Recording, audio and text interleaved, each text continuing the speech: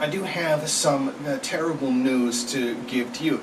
Najibullah Dlamini, the international organizer for the Communist Party of Swaziland, has allegedly died of an illness shortly after he was released from prison.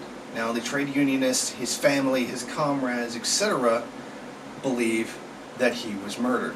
Now, he died in a hospital on May 23rd, and he reportedly succumbed to an illness that he contracted shortly after being released from prison. Now, earlier this week, the unions expressed their suspicion of the official counts of him having died from natural causes. There's some very major holes in the story that would certainly indicate that he was actually murdered by the Swaziland state. Now, a key reason for their suspicion is a statement by doctors that his liver damage was extensive. That this kind of damage is done by someone who abused drugs and alcohol for decades. But his family and his comrades say he didn't do either of those things. He has never been seen doing those things. This accusation, this level of damage to his liver, is not something that could have happened from this abuse that never took place.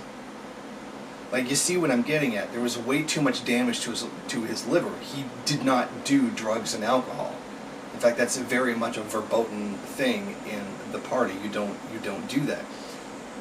Now, he was very obviously well known as being against drug use, and the suspicion that he was poisoned is beginning to circulate much of the media inside of Swaziland. Now, a few months before his death, he was jailed for jaywalking with another person, and they were on their way to a meeting. They got thrown in jail for jaywalking. That's a little bit excessive, don't you think? Meanwhile, they were the only two people in the group that were jaywalking that were specifically targeted, and that is because they are Communist Party members. They are members of trade unions and responsible for organizing, especially Dlamini, who is the international coordinator. This makes him a very important individual within the party. And he ends up in jail, and he spends a night in jail for jaywalking, which is really bewildering. And they're saying that they don't know what happened to him during that time. But all of this is incredibly suspicious. You don't just get decades of drug and alcohol abuse onto your liver in one day or something like that. So it seems very clear that this member of the Communist Party and a union organizer was murdered by the Swaziland state, and that's what I believe, given the evidence, and certainly do many people in the Swaziland media, and that even includes bourgeois media itself. For example, the Times of Swaziland also believed that very much so that he was murdered by the state.